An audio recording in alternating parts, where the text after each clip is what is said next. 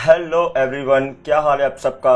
वक्त हो गया है पूरे दिल से आप सबके साथ मिलने का। सो मैं आप सबको आपके यूथ शो पूरे दिल से, मैं अपने पूरे दिल से वेलकम कहता हूं। उम्मीद है आप बिल्कुल ठीक ठाक हैं और हम हमेशा ये प्रे करते हैं आप हमेशा ठीक रहें, क्योंकि ठीक रहना बहुत ज़रूरी है।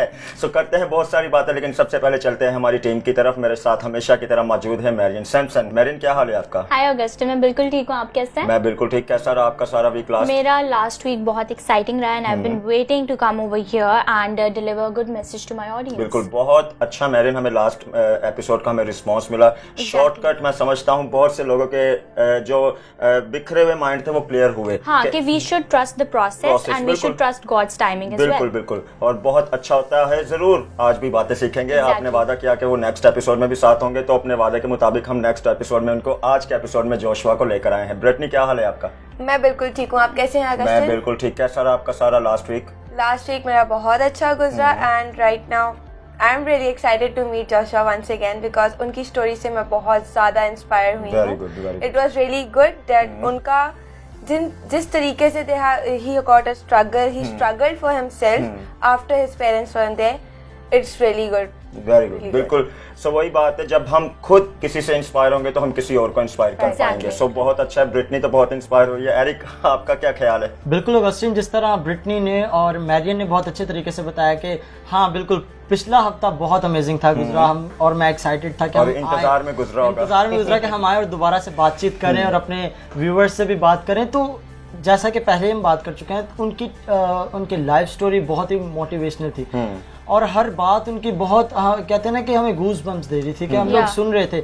और मैरियन, उन्होंने बताया कि उनके मदर फादर के गुजरने, पेरेंट्स के गुजरने के बाद उन्होंने कितने पूरे दिल से अपने उस काम को स्ट्रगल को जारी रखा।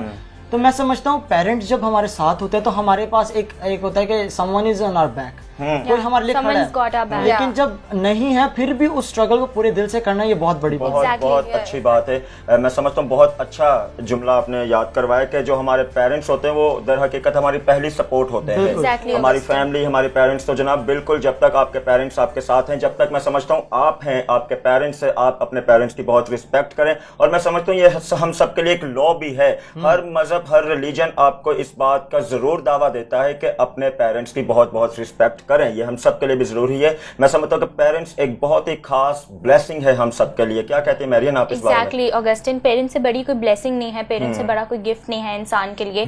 और मैं ये बात कहना चाहूंगी कि आसमान पर खुदा और जमीन पर माँ बाप, बस ये दो हस्तियां हैं हमारे पास।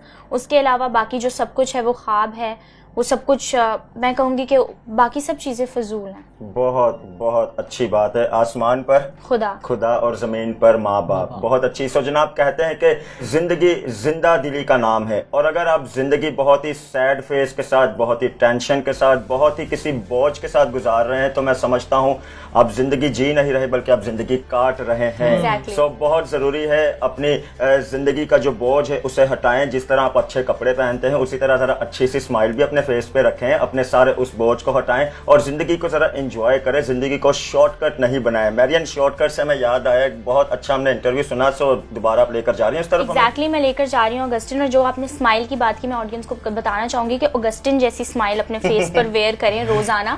और जो हमारे आज के गेस्ट हैं जिनका इंटरव्यू किया, उनको सुनने के बाद ऑन अ सीरियस नोट मैं ये कहूंगी कि आपको जिंदगी जीने का मतलब कि despite of all the hardships he continued his struggle, और आज जो वो हैं उनका काम उनके लिए बोलता है, उनकी अचीवमेंट्स उनके लिए बोलती हैं, और किसी तारुफ के वो मोहताज नहीं है। तो I would take my audience back to the interview. बिल्कुल। सब बिना किसी इंतजार के सबसे पहले चलते हैं मैरियन के साथ और दोबारा से जोशुआ के साथ मिलते हैं और बाकी की सारी बातों को देखते हैं और बहुत कुछ सीखते हैं।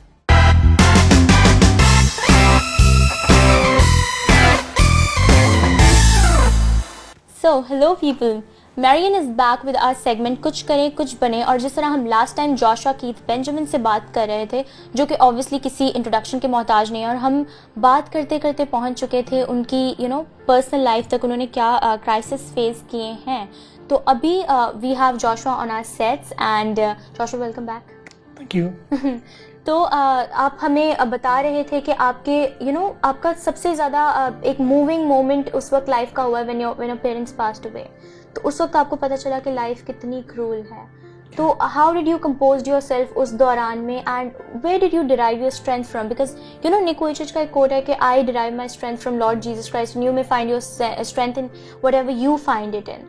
तो मुझे पता है कि आपका फाउंटेन हेड ऑफ स्ट्रेंथ तो आपका obviously you are going to say Jesus Christ. तो उसके बाद in this world who is the person that is the person whom you are going to rely on? That's obviously my mom. Okay, great. I take her as my role model. और मैं उनकी बातें, उनकी चीज़ें, वो मेरे लिए एक बहुत बड़ा इंस्टीट्यूट थी.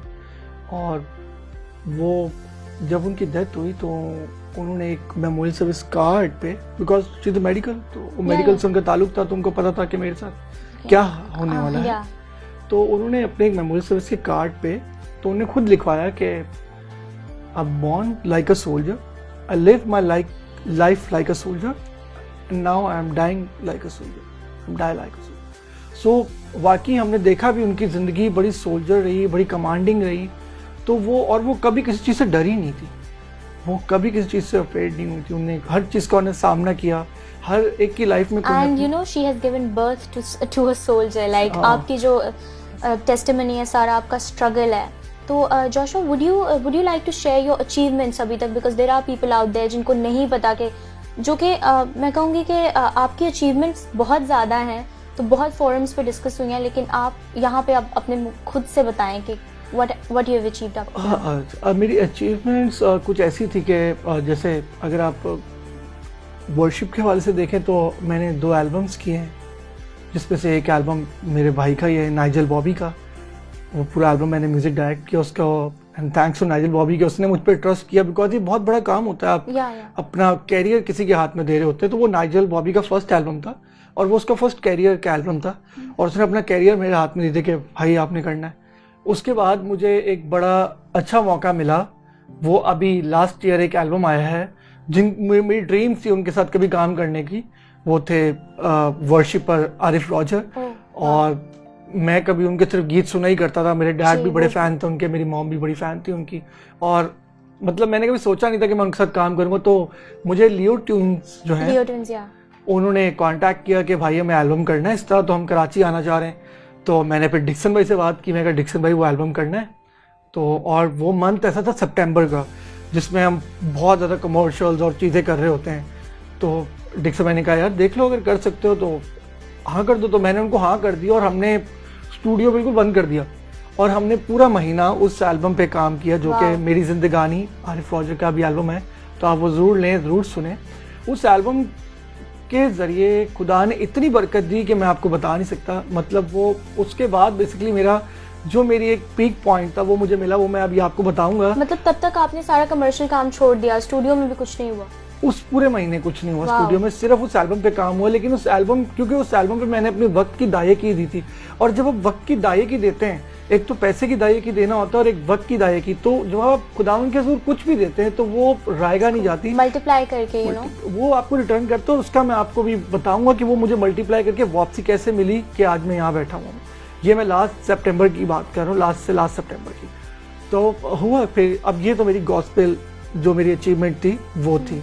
कमर्शियल अचीवमेंट, अब कमर्शियल अचीवमेंट्स मेरी ये थी कि मैंने बहुत सारी OSTs की, बेताशा OSTs की अहमद भाई के साथ, जिनमें से मेरी एक फेवरेट है दूसरी बीवी, you know that is you know मेरा favourite song. And you know वो हमारा पहला सॉन्ग था, मेरा और अहमद भाई का OST की दुनिया में पहला सॉन्ग. मतलब अहमद भाई तो पहले से कर रहे थे, लेकिन अहमद भाई के साथ मेरा पहला सॉन्ग था जो मैंने खुद अरेंज किया था, दैट इज दूसरी बीवी.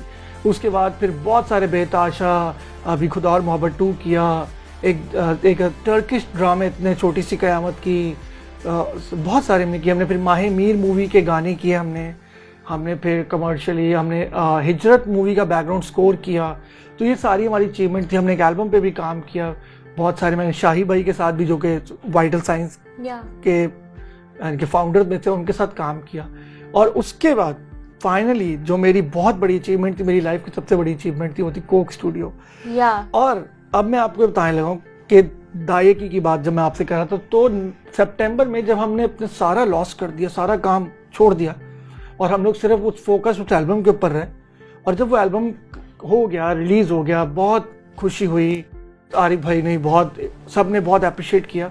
देन मैं इस्लामाबाद में था, मैं इस्लामाबाद से वापस आया हूँ, तकरीबन उस वक्त उस दिन कोई 28 दिसंबर या 29 दिसंबर का डे था, आई स्टिल रिमेंबर दैट। तो मैं आया हूँ तो मुझे कोई एक पार्सल था मेरे पास, मैं इस्लामाबाद से लाया था, तो मुझे वो मोमिन पिक तक पहुँचाना था, मैं वहाँ लेके गया हूँ, वहाँ से वापस आया हूँ। रात के 1:30 बजे मैं अपनी सीढ़ियाँ चढ़ रहा था, तो मैं एक बहुत लंबा टूर करके वापस आया था, उसमें मैं इंटरनेशनल भी आया था। तो मैं जब सीढ़ियाँ चढ़ रहा तो एक कॉल आती मुझे अननोन नंबर से, उन्होंने मुझे कॉल कर, मैं कहते हैं हेलो जॉशुआ, मैं कह रहे हम आपको 3 हफ्ते से ट्रेस कर रहे हैं, सो आपसे कांटेक्ट नहीं हो पा रहा, आपका फ़ोन बनता। मैंने कहा जी मैं आउट ऑफ स्टेट हूँ। तो उन्होंने कहा I am calling from Coke Studio, so हम चाहते हैं कि आप कोक स्टूडियो में आए, हमारा सेशन स्टार्ट हो रहा है। तो लाइक वो मेरे लिए बड़ा एक खुशी का मौका था कि यार कोक स्टूडियो से मुझे कॉल आ गई। मतलब मैं पहले कर ही जाता सज्जाद बे अली ज़फ़र इनके साथ, लेकिन वो एक फाइनल वो स्टेज पे मैं आके खड़ा हो गया। पाकिस्तानी म्यूजिक के लिए वो एक पीक है, कोक स्टूडियो इस वक्त सबसे बड़ा प्लेटफॉर्म है आपके पास। एंड देन मैं 2-3 दिन बाद, खैर मैंने उस वक्त उनको कहा कि मैं कल नहीं आऊँगा, मैं 3-4 दिन बाद। वो एक ईगोइस्टिक हो गया ना एकदम, कि आर्टिस्ट बन गया कि यार अब मैं आर्टिस्ट होता। खैर मैं चला गया कोक स्टूडियो, तो वहाँ से वो मुझे वो चीज़ मिली, और उसके बाद से का अभी तक दूसरा सीज़न मेरा सीज़न 10 हुआ है। और इस दौरान भी मेरे सीज़न 9 करने के बाद दोबारा मेरे आई का प्रॉब्लम हुआ। मेरी फिर लेफ्ट आई तो राइट आई तो थी, लेफ्ट आई भी मेरी डिटैचमेंट हुआ। फिर उसकी सर्जरीज हुई, और उसका किस तरह सर्जरी हुआ, और मैं 6 महीने मेरी आँख में सिलिकॉन ऑयल डला रहा। लेकिन उस दौरान जब मेरे ऑपरेशन के 1 महीने बाद मुझे फिर कोक स्टूडियो से कॉल आई सीज़न 10 के लिए, तो मैंने उनको कहा कि मैं तो अभी कर नहीं सकता बिकॉज मेरा विजन का प्रॉब्लम हो रहा है, मेरी आई अभी ऑपरेट हुई है, सिलिकॉन ऑयल है, अभी एक और ऑपरेशन हो रहा है जिसमें तो ऑयल रिमूव करेंगे, देर तो मेडिकल प्रोसीजर्स। तो उन्होंने कहा कि यार तुम फिक्र क्यों करते हो, हम है ना तुम्हारे साथ, तुम आओ, कोई प्रॉब्लम नहीं है। और जब मैं कोक गया तो बिलीव मी कि वो मुझसे पहले वहाँ लोग खड़े हुए थे, तो मुझे ऐसे लगा जैसे खुदा ने मेरे लिए रास्ता खोला और वहाँ अपने फरिश्तों को खड़ा किया हुआ है। तो वो जब मैं वहाँ गया तो वो मेरा सिस्टम लगा हुआ, चीज़ें लगी हुई, सब कुछ वहाँ रेडी था मेरे लिए। तो आई वाज सो ब्लेस्ड किया खुदा ने किस तरह मेरे रास्ते यहाँ खोले, हम मतलब रास्ता खोल दिया मेरे लिए। और उसके बाद मैं कोक स्टूडियो भी करता रहा। फिर मुझे डॉक्टर ने ट्रैवलिंग मना की हुई थी, लेकिन मैं उस दौरान ट्रैवलिंग इंटरनेशनल भी मैं ट्रैवल किया, क्या हो के आया। डिवाइन फेवर आपको हासिल रही अपनी पूरी जर्नी में, राइट? तो जोशुआ बताइए मुझे कि why did you choose keyboard? You are known as the piano maestro. So why did you choose keyboard? Why not any other instrument? Keyboard इसलिए बिकॉज मेरे डैड जो थे वो खुद पियानिस्ट थे, उन्होंने इनसे सीखा, वो थे मास्टर सादिक अली, जो कि लोग म्यूज़िक से पुराने लोग रिलेटेड हैं उनको पता होगा। मास्टर सादिक अली ब्लाइंड थे और वो मैडम नूर जहाँ और इनके साथ वो प्ले किया करते थे, और वो बहुत उस्तादों में उनका नाम आता है। तो बेसिकली पियानो वहाँ से मिला। तो बीच में मैं थोड़ा सा भटक गया था, बीच में मैंने एक बेस गिटार बजाना शुरू कर दिया था। That is भटकना। वो बीच में भटक गया, बेस गिटार बजाना शुरू कर दिया। हालांकि मुझे जो मेरे एक डैड के जो मेरे एक स्टूडेंट हैं डेनिस विक्टर, जिनसे मैंने ही बहुत सीखा है, तो उन्होंने मुझे बोला यार तुम क्या शुरू कर दिया भाई, तुम तो कीबोर्ड बजाते थे, अच्छा गाते, बेस गिटार कब से शुरू कर दिया। तो उस वक्त एक जब बच्चा नया बंदा जवान हो रहा होता है ना, तो उसके अंदर एक अपना एटीट्यूड चल रहा होता है, तो उसने कहा बॉस मैं तो ये करूँगा। तो मुझे भी ये था कि मैं ये करूँगा। लेकिन जब समझ आया कि नहीं यार ये बेसिकली आपका इंस्ट्रूमेंट ये है नहीं, कीबोर्ड ही है, तो फिर मैंने कीबोर्ड को ही किया। और कीबोर्ड ही क्योंकि बचपन से मुझे तालीम भी इसी की दी गई थी। बेस गिटार तो ऐसे ही पकड़ लिया था बीच में, एक शौक किया थी जी। तो बेसिकली मुझे घर से वो चीज़ ही मिली थी, कीबोर्ड ही। और चर्च पे भी कीबोर्ड ही बजाया हमेशा। एंड मुझे अच्छी तरह याद है कि मैं बहुत छोटा था, तो मैं कंपटीशन में गया, तो मेरे लिए बड़ी ऑनर की बात है। मैं बहुत छोटा था उस वक्त, और हार्डली कोई 10-11 साल का होगा। तो हमारे मुल्क के एक बहुत बड़े म्यूजिशियन हैं जो कि अब बाहर रहते हैं अमेरिका में, रॉबिन जॉन, उनका सब नाम जानते हैं। तो मैं उनके सामने परफॉर्म कर रहा था, उस वक्त मैं हार्डली कोई 10-11 साल का होगा। तो उन्होंने मुझे बुला के और मुझे अवार्ड दिया, और इस तरह मैंने बहुत सारे अवार्ड लिए हैं। And you deserve that, really. मुझे सोलो सिंगिंग में भी फर्स्ट प्राइज़ मिल चुका, मुझे क्वायर्स में बहुत सारे प्राइज जीते हैं। तो वो सारी चीज़ें जो थी वो सबके सामने है, और बहुत से लोगों को पता भी मेरी चीज़ें। तो जोशुआ, आने वाले 10 सालों में आप अपने आप को कहाँ देखते हैं, कि क्या चीज़ है जो आपको अभी अचीव करनी है, टू क्वेंच योर थर्स्ट, या क्या प्रोजेक्ट है जो आप कहते हैं कि अब ये मुझे मिल जाए, this is my next move? देखिए आने वाले 10 सालों में, पहले अगर आप देखें तो ऐसा कुछ प्लान नहीं था। पहले तो ये था कि यार शौक था स्टूडियो में काम करने का, स्टूडियो भी कर लिया, शौक था लाइव परफॉर्मेंसेज वो भी हो गई, शौक था टीवी पे आने का वो भी आ गए। तो अब जब टीवी पे जब मैंने लास्ट सीज़न कर लिया था, सीज़न 9, तो उसके बाद मुझे गोल तो शुरू से था म्यूज़िक, लेकिन अब प्रॉपर अब ज़्यादा हो, क्योंकि जब आप किसी स्टेज पे आ जाते हैं, जब आप एक रोल मॉडल की तरह लोगों के सामने आते हैं, तो आपको फिर और मेहनत मल्टीप्लाई होती है और आपको उस जगह को मेंटेन रखने के लिए अपने आप को और ज़्यादा काम करना पड़ता है। तो सबसे पहले तो मेरी अचीवमेंट यही होगी आने वाले 10 सालों में कि मैं और अच्छा म्यूज़िक सीखूँ और ज़्यादा म्यूज़िक सीखूँ। और जो बेसिकली मैं चाहता हूँ एज अ म्यूज़िक डायरेक्टर, मैं अपने आप को देखना चाहता हूँ। आई नो उसमें बहुत मुझे मेहनत करनी पड़ेगी, बहुत काम करना पड़ेगा। मैं बिल्कुल अपने आप को भी बिल्कुल ही ज़ीरो समझता हूँ और मुझे वहाँ तक पहुँचने के लिए शायद मुझे सारी ज़िंदगी, 10 साल तो बहुत कम है, शायद सारी ज़िंदगी लग जाए जो मेरा गोल है, जहाँ तक मैं जाना चाहता हूँ। तो बस दुआ यही है खुदा से, हमें पता है कि इतना देर आपको नहीं लगेगी, because in your life 29 years में इतना सब कुछ अचीव करना, ऑडियंस कैन यू बिलीव जितनी इन्होंने अपनी अचीवमेंट्स बताई हैं कि वो कोई 29 ईयर्स में अचीव कर सकता है, यू कैन नाउ इमेजिन कि ये कितने अजीम शख्सियत है। एंड जोशुआ, मैं आई विल डेफिनेटली मैं आपसे ये कहूँगी कि हम माजरत ख्वाह हैं कि हमने कम्युनिटी की तरफ से आपको इतनी देर बाद अप्रोच किया। You are such a gem, और हमने इतनी देर बाद आपको डिस्कवर ही कह लें किया, क्योंकि हमने इतनी देर बाद आपको अप्रोच किया, तो we are really sorry for that. मैं इस चीज़ के लिए बिल्कुल बोलूँगा कि ये मेरा फर्स्ट टाइम है मैं किसी क्रिश्चियन चैनल्स पे इस तरह आके, किसी क्रिश्चियन प्लेटफॉर्म पे आके इस तरह आके बैठा हूँ और इंटरव्यू दे रहा हूँ। मुझे इस चीज़ का बड़ा, मैं तो बल्कि एक्सपेक्ट कर रहा था शायद मुझे लास्ट ईयर ही बुलाया जाएगा, बट मुझे किसी ने कोई कॉल नहीं की। और मुझे बहुत इस चीज़ का, आप गिला कर सकते हैं, मुझे बहुत था कि यार, और कम्युनिटी ने, इनफैक्ट मैं सो कॉल जो भी था मैंने स्टूडियो किया या जो भी मेरी अचीवमेंट थी सबके सामने हैं।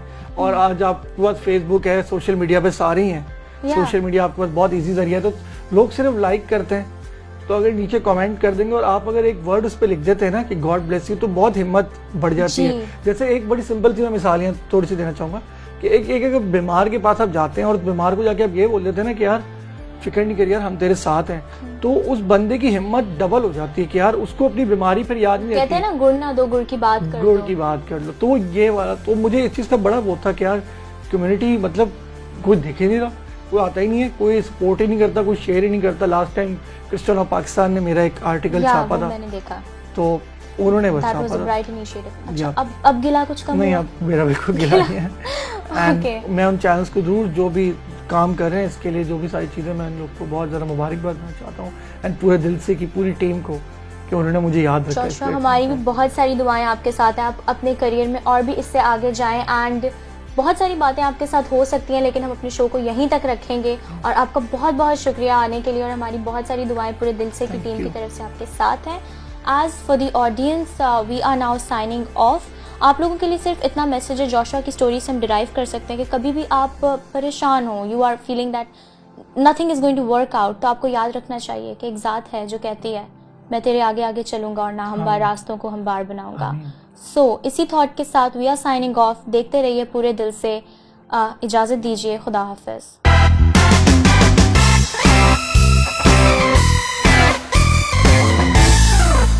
Welcome back audience. मैरियन बहुत बहुत बहुत अच्छे, मैं चाहता था कि इसका थर्ड पार्ट भी हम करें, लेकिन हम ऑगस्टिन बल्कि उन्हें बुलाएंगे दोबारा बुलाएंगे। तो बहुत ही मैं समझता हूं कि एक इंस्पिरेशनल हमें बातें पता चली, और बहुत अच्छा उन्होंने एक बहुत अच्छा मैं समझता हूं एक पॉइंट उन्होंने बताया कि वक्त की दया यकी। बहुत ही यूनिक सी बात हमें लगी कि वक्त की दया यकी, क्योंकि ऑगस्टिन हम हमेशा समझते हैं, मैंने भी यही सुना है कि स्टीवर्डशिप आपकी हमारी पैसे पर ही आकर रुक जाती है, मटेरियल चीजों तक ही कन्फाइन कर देते हैं। लेकिन आज जो उन्होंने बात बताई कि टाइम जो है वो बहुत एक मेन फैक्टर है। टाइम पे आपकी स्टीवर्डशिप, आपके टैलेंट पर, और जो कुछ भी आपके पास है वो सब कुछ आपने पूरे दिल से ऑफर करना है। बिल्कुल। और मैं समझता हूँ कैसी अच्छी बात है, उन्होंने कहा कि पूरा मंथ उन्होंने अपनी सारी जो कमर्शियल कमिटमेंट थी उसे बिल्कुल क्लोज किया, और पूरा का पूरा जिस एल्बम पे उन्होंने काम करना था उस एल्बम पे काम किया, अपने वक्त की दया यकी दी, और फिर जो उसकी ब्लेसिंग उन्हें मिली। और अगस्टिन, जैसा कि पहले मैरियन ने बताया और आप भी बात कर रहे हैं कि हम वक्त की दया यकी देना सबसे जरूरी है, और मैं अक्सर ये बात कहता हूँ कि अगर हम वक्त अपना खुदा को देंगे ना, तो खुदा अपना सब कुछ हमें देने के लिए तैयार है। खुदा ने पूरी दुनिया हमारे लिए रखी है, हमें इस दुनिया में अगर रखा गया है किसी मकसद के लिए रखा गया, और ये सब चीजें हमारी हैं, लेकिन ये तब मिलेंगे जब हम खुदा को अपना वक्त देंगे। बिल्कुल। और सबसे अच्छी बात मैं समझता हूँ जो हमने आज की, इनफैक्ट हमने उनका गिला दूर कर दिया। जी बिल्कुल। बहुत जरूरी है जनाब, सपोर्ट करें, किसी को, सबको सपोर्ट करनी चाहिए। और मैं समझता हूँ अगर जोशुआ अभी हमारे साथ होते तो मैं जरूर उन्हें दोबारा से फूल देता और उन्हें दोबारा से बहुत अप्रिशिएट करता, क्योंकि वो है ही इस लाइक। अरे कोई बात नहीं अगस्टिन, अगर बुके नहीं तो कुछ अलग किस्म का फूल दे देते हैं। और मैं चाहता हूँ कि आप सब मेरे साथ मेरे सेगमेंट में चलें ताकि मैं आप सबको बनाना सिखाऊं किस तरह हम पॉम पॉम फ्लावर्स को बना सकते हैं और अपने रूम को किस तरह डेकोरेट कर सकते हैं। Very good. और वो हम उनको ही नॉमिनेट कर देते हैं तो अच्छा रहेगा। सो चलिए व्यूवर्स, देखते हैं कि किस तरह पॉम पॉम फ्लावर्स बनाए जाते हैं। मैं और मारिया मिलकर आपको बनाना सिखाएंगे पॉम पॉम फ्लावर्स।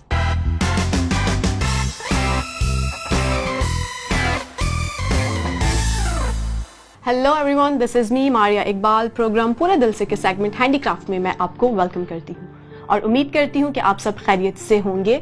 हमेशा की तरह हम आज भी बहुत ही यूनिक और बहुत ही एलिगेंट सी चीज़ आपके लिए लेके आए हैं। तो चलते हैं एरिक की तरफ कि वो आज हमें क्या बनाना सिखाएंगे। जी एरिक, कैसे हैं आप? मैं ठीक, मारिया आप कैसी हैं? मैं भी बिल्कुल ठीक ठाक। तो एरिक, आज आप ऑडियंस को बताएं कि क्या आप बनाना सिखाएंगे। मुझे सेट पे बड़ी यूनिक सी एक चीज़ नज़र आ रही है जी। बहुत ही फ्लफी से ये फ्लावर्स हैं, तो ये बनाना।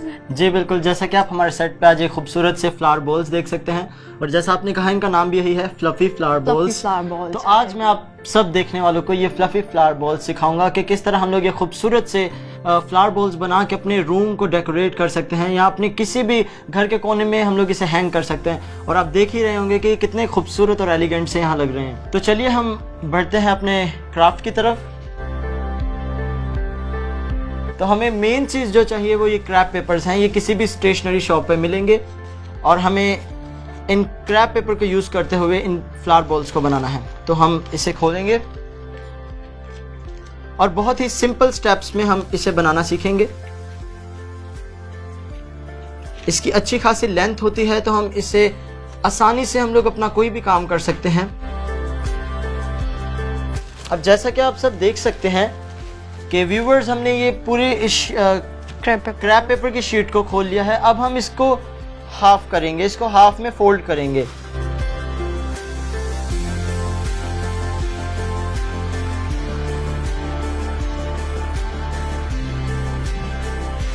अब हम इसकी फोल्डिंग स्टार्ट करेंगे और आप सब जानते हैं जिग जैग फोल्डिंग, और इस जिग जैग फोल्डिंग पे भी आप अपनी मर्जी से ज़्यादा और कम कर सकते हैं। तो मैं इसको अबाउट 1 इंच का फोल्ड दे रहा हूँ और इसको हम जिग जैग फोल्ड करेंगे, एक बार ऊपर एक बार नीचे की साइड।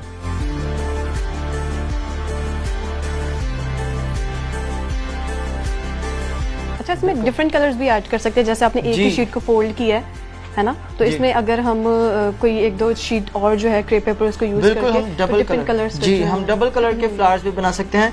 और अक्सर हम लोग को बहुत ज़्यादा कलर्स पसंद होते हैं, हम लोग चाहे तो 2 का कंट्रास्ट कर सकते हैं। व्यूअर्स, आप देख सकते हैं कि हमने इस पूरी शीट को अच्छे से फोल्ड कर लिया। अब आप इसके सेंटर में से इसे पकड़ेंगे और इस आप जैसा कि देख सकते हैं ये एक रिबन की शेप में आ गया। अगर आपके पास स्टेपलर है तो आप इसको सेंटर में से स्टेपल कर देंगे और कुछ इस तरह की शक्ल में आएगा। और अगर आपके पास रिबन्स हैं तो आप इसको नॉर्मली टाई करेंगे, क्योंकि हमें इसे हैंग करने के लिए एक रिबन की ज़रूरत है। तो उसके लिए हम इसमें एक रिबन टाई करेंगे। मारिया, आप इसे ऐसे पकड़ेंगी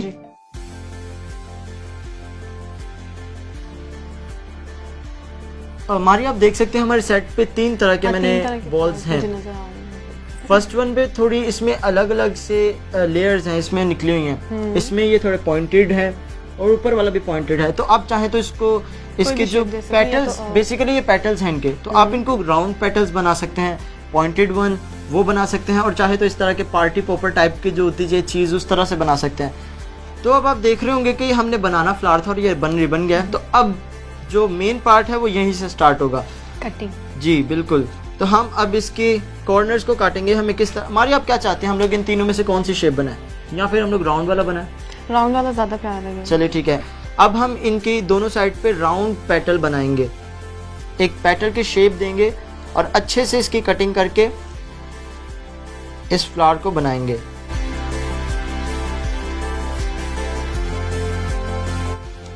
हम दोनों साइड पे इसको सेम कटिंग करेंगे इसकी।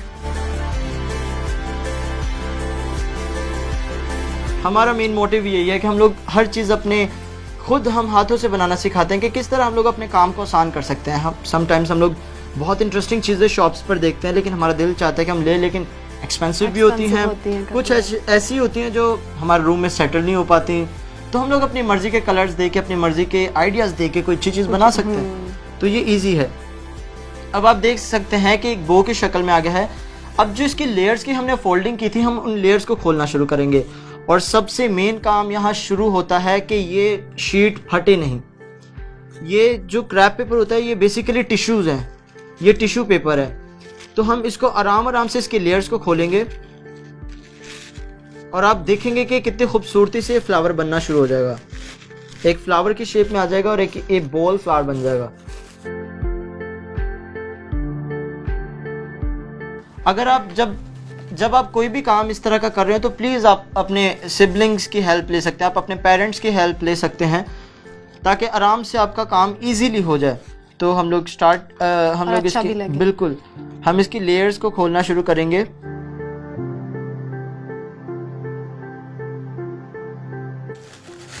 आपने बहुत ही लाइट हाथों से आराम से आपने इसको खोलना है।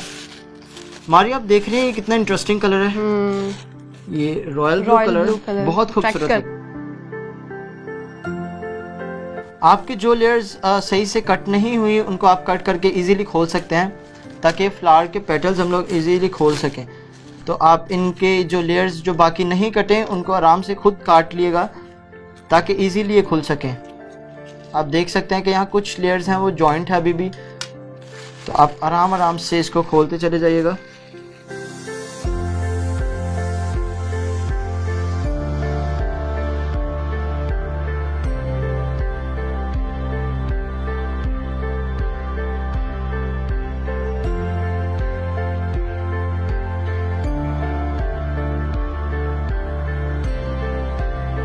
तो व्यूअर्स, आप देख सकते हैं कि हमने इसे अपने फ्लावर को ओपन कर लिया है। इसकी हर लेयर को हमने इजीली खोल लिया है। आप देख सकते हैं कितना प्यारा बॉल बन गया है। और आप भी ज़रूर इस तरह के फ्लावर्स बनाएं और अपने घर में हैंग करें। अब देखिए कितना खूबसूरत कलर कंट्रास्ट लग रहा है और उनके साथ थोड़ा मैच। अगर हम लोग मारिया इसको इसके साथ हैंग करके अपने सेट पे लगाएंगे तो कितना खूबसूरत लगेगा। तो मेरी तरफ से आज के लिए इतना ही, मुझे इजाज़त दीजिए। तो मारिया, आपका क्या ख्याल है, कैसा लग रहा है ये बहुत ही प्यारा लग रहा है और यकीनन नाज़रीन आपने भी ये सीखा होगा कि किस तरह से एरिक ने इसको हमें बनाना सिखाया है। तो ज़रूर इसको बनाना सीखिएगा, ज़रूर इसको अपने घर में बनाइएगा और इसको हैंग कीजिएगा एज अ डेकोरेशन पीस। तो खुश रहिए, मुस्कुराते रहिए, अपना बहुत सा ख्याल रखिए। हमें इजाज़त दीजिए मुझे और एरिक को। अब तक के लिए इतना ही। मिलेंगे अगले प्रोग्राम में। खुदा हाफिज़। खुदा हाफिज़।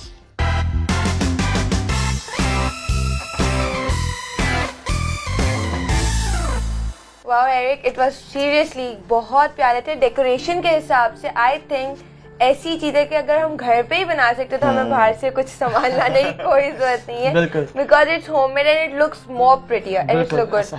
सुपर एरिक, बहुत अच्छा पेपर वर्क आप करते हैं और मैं समझता हूं कि हमें ऐसी चीजें बहुत एक्साइटेड करती हैं, हमें बहुत एक्साइटमेंट देती हैं, हमें खुशी देती हैं। सो अगर तो आप खुद अपने ही हाथों से बनाकर ऐसी चीजों को अपने ही घरों में लगाएं या किसी को दें तो उसका जो चार्म होता है वो आपके लिए भी हैप्पीनेस का बायस बनता है और जिसको आप दे रहे हैं उनके लिए भी हैप्पीनेस का बायस बनता है। सो जनाब, मैं समझता हूँ आज का शो भी बहुत बहुत बहुत आपको पसंद आया होगा। जरूर हमें फीडबैक देना बिल्कुल नहीं भूलिएगा। आप हमेशा हमें फीडबैक देते हैं, हमें याद है, लेकिन हमारा भी ये फर्ज बनता है कि आप हमेशा ही ये बात बताएं कि आप हमें जरूर फीडबैक दीजिएगा। और बहुत ही अच्छा मैं समझता हूं कि जोशुआ ने जो आज हमें बातें बताई, वक्त की दया यकी, मैं समझता हूं कि सबसे बेहतर अगर गिफ्ट अगर आप किसी को दें तो वो आपका वक्त है। सो जनाब, जरूर हमें बताइएगा कैसा रहा आज का हमारा शो। अगले शो में आपसे फिर मुलाकात करेंगे बहुत ही अच्छी थीम के साथ, बहुत ही अच्छे गेस्ट के साथ। तब तक मुझे, मैरियन को, ब्रिटनी को, एरिक को, हम सबको इजाजत दें। आपका अपना शो जिसका नाम है पूरे दिल से।